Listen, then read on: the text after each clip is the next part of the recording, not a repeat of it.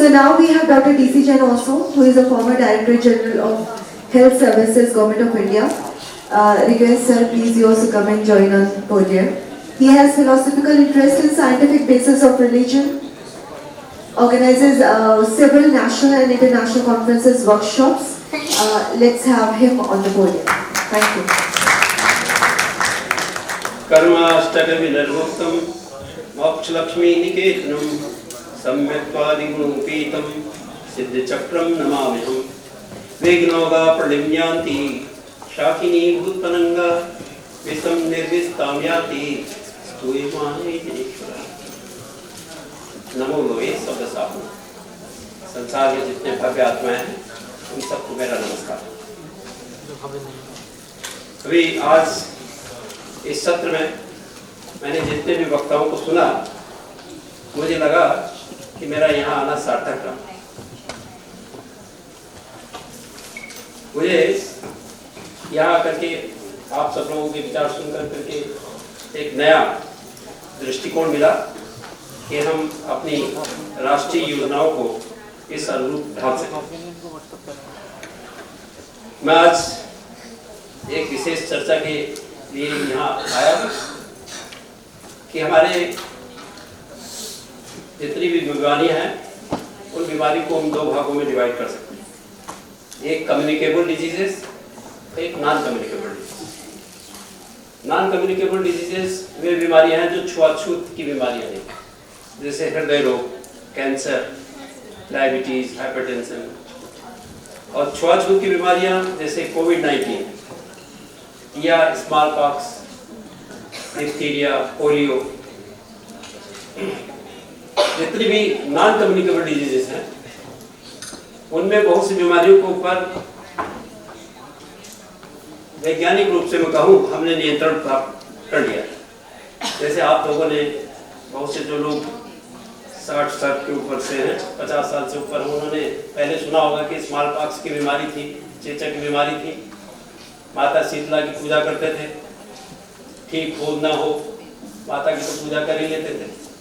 लेकिन एक साइंटिस्ट के दिमाग में एक विचार रहता है कि मैं पराजय स्वीकार नहीं करता, और उस पराजय को स्वीकार न करने के कारण उन्होंने प्रयत्न किया और स्मॉल पॉक्स को इरेडिकेट कर दिया। अब स्मॉल पॉक्स का एक भी केस हमारे यहाँ नहीं मिला।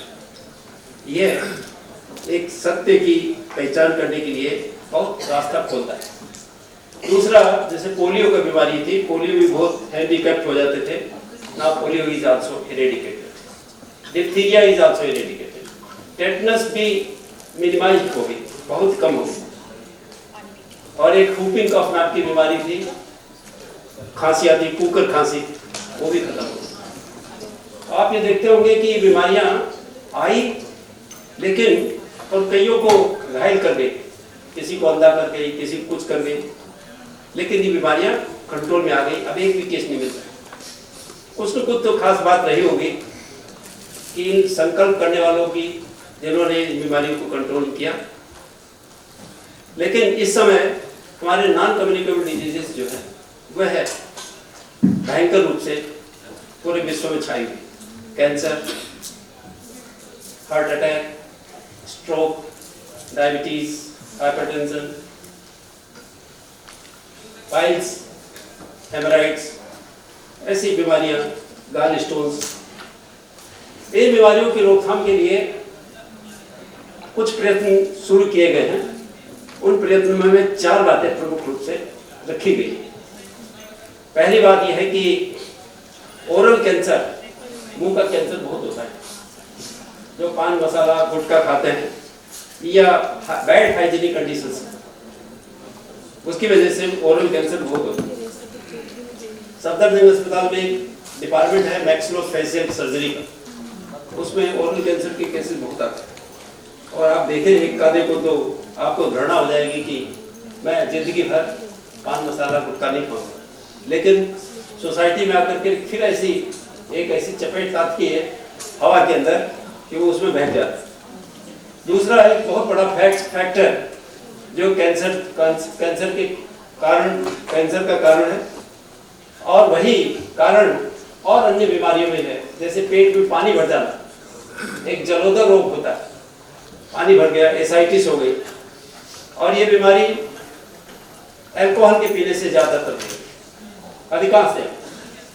लेकिन कभी कभी आप ये सुनेंगे अखबारों में कि ये जो अल्कोहल नहीं पीते उनको भी हो जाता है, नॉन अल्कोहलिक फैटी लिवर। लेकिन जैसे हमारे पूर्व वक्ता ने बहुत अच्छी बात बताई कि आपने कहा कि एक आदि कोई जैसे इंटरमिटेंट फास्टिंग का अपवाद आया, जस्ट ए ऑब्जर्वेशन, उसको इतना पब्लिसाइज किया गया which is not justified. Intermittent fasting is a very good technique, इससे बहुत कुछ रोगों का शमन होता है, निवारण होता है। तीसरा, जो अल्कोहल जो है it has become a common commodity, और ऐसे महसूस करते हैं कि जो अल्कोहल नहीं पीते हैं उनको सम्मान के दृष्टिकोण से सोसाइटी में नहीं देखा जाता है। धीरे धीरे ऐसा माहौल बनता चला जाता है। तीसरा, फिजिकल इनएक्टिविटी। बहुत से लोग ऐसे समझते हैं कि हमारा लड़का वहां पर है, अमेरिका में है, हमारा लड़का वो ऊंची पोस्ट पर है और उसके पास ये फैसिलिटीज है, पैदल चलता ही नहीं, एसी के अंदर रहता है, और ऐसी फिजिकल इनएक्टिविटी है उसकी जिसका कोई बयान नहीं कर सकता। Physical inactivity is a important cause of heart disease, coronary artery disease का सबसे प्रमुख कारण फिजिकल इनएक्टिविटी। और हमने देखा डॉक्टर शिवांशु वर्मा जी जब बोल रहे थे, आई फाउंड कि he is quite energetic, he is quite young, और इनके विचार मेरे को बहुत अच्छे लगे। मुझे ऐसा लगा कि ऐसे चिकित्सक हमें सार्वजनिक वक्ता के रूप में और चाहिए, जो अपनी कन्विक्शन के साथ कुछ बोल सके, कुछ कह सके।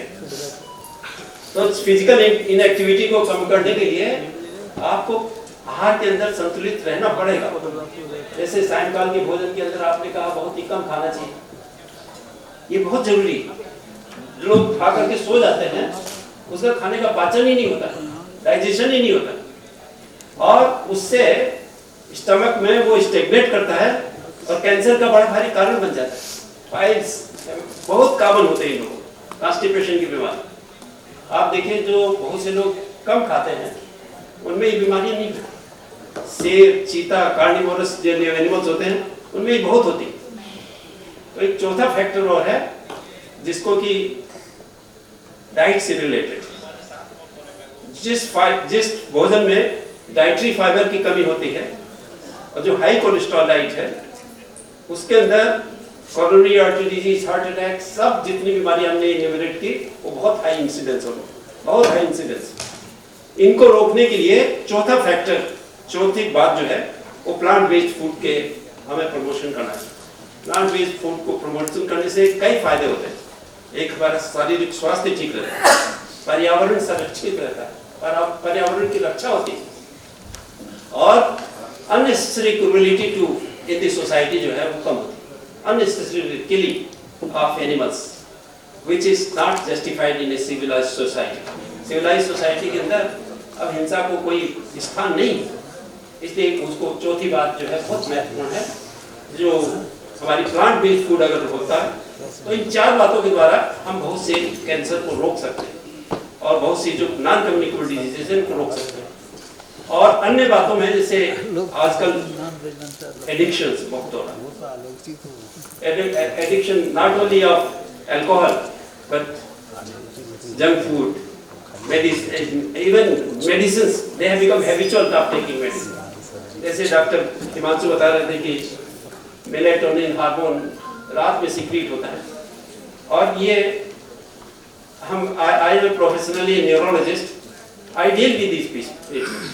तो हमने देखा कि जो पहला स्पर्ट ग्रोथ हार्मोन का है वो 10 बजे से लेकर के 11:90 मिनट पर यानी 90 मिनट तक ग्रोथ हार्मोन का सिक्रेशन बहुत होता है। उससे ग्रोथ हार्मोन की एक कैपेसिटी होती है बॉडी को रिपेयर करता है।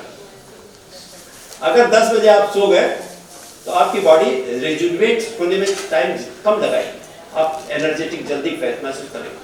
तो ये मिस जो टाइम है 10 बजे से लेकर के 10:30 11 बजे तक का टाइम बिल्कुल मिस नहीं करना चाहिए, जल्दी सोना चाहिए। 9 बजे सोना शुरू कर दीजिए, लाइट बंद, सब चीज़ें, तो आप महसूस करेंगे कि आपका सिस्टम बहुत रेगुलेट हो जाएगा। जो सर्केडियन रिदम है, सर्केडियन रिदम नहीं, बायोलॉजिकल क्लॉक है बॉडी के अंदर, वह क्लॉक रेगुलेट करती है कि स्लीप एंड अवेक साइकिल को रेगुलेट करती है। तो ये जो हमारी जो सर्केडियन रिदम के ठीक होने से हम स्वस्थ महसूस करेंगे, दूसरे दिन महसूस करेंगे कि हम एनर्जेटिक हैं, स्मार्ट। तो इन बातों से ये बात सिद्ध होती है कि अगर हम कुछ प्रयत्न करें तो हम नॉन कम्युनिकेबल डिजीजेस को भी कंट्रोल करने में सक्षम होंगे। हमने आज ही के इंस्टीट्यूट ऑफ मेडिकल साइंसेज में एक डिपार्टमेंट ऑफ स्पिरिचुअल साइंसेज का भी खोलने का प्रस्ताव रखा है और वो करीब बात हो गई है, लेकिन उसमें थोड़ी थोड़ी बातें हैं जिसमें कि आप सब लोगों का, madam, your support will also be required. And मैंने देखा बहुत टैलेंटेड लोग हैं, आप जैसे हिंदी पढ़ाती, तो आप लोगों का सहयोग अगर मिलेगा तो हम लोग we will be able to restore our Indian civilisation. और वो जो हमारी जो बहन जी चली गई, वो कह रहे थे कि हमें भारतीय संस्कृति के अनुरूप हमें अपनी शिक्षा प्रणाली को भी ढालना चाहिए, अपने हिसाब से सोचने का कम से कम विचार तो कर सकते हैं। तो इसलिए college institute of medical sciences के अंदर ये डिपार्टमेंट खोलने का प्रस्ताव रखा। हमने डॉक्टर नीता से निवेदन किया था कि हम इस प्रकार का एक प्रयत्न करना चाहते हैं। बहुत डिफिकल्टीज के बाद we could succeed. We held a world conference on the spiritual sciences, and this conference was very successful. Following that, the idea has been conceived. Dr. Sharma, you should be ready for it, and I invite all of you for this endeavor in future, and we see that our goal is achieved. मैं पुनः विपिन जी को, विपिन जी कहाँ गए? विपिन जी कहाँ गए? तो बहुत अच्छा आपने, इन्होंने बहुत ये प्रयत्न किया, आप सब लोगों को यहाँ एकत्रित किया। मैं पुनः विपिन जी आपको धन्यवाद देता हूँ और आप सब लोगों को पुनः मैं कांग्रेचुलेट करना चाहता हूँ कि आपने इस समायोजन के अंदर सम्मिलित होकर के बहुत बड़ा राष्ट्र के उत्थान में योगदान दिया। धन्यवाद। Thank you so much.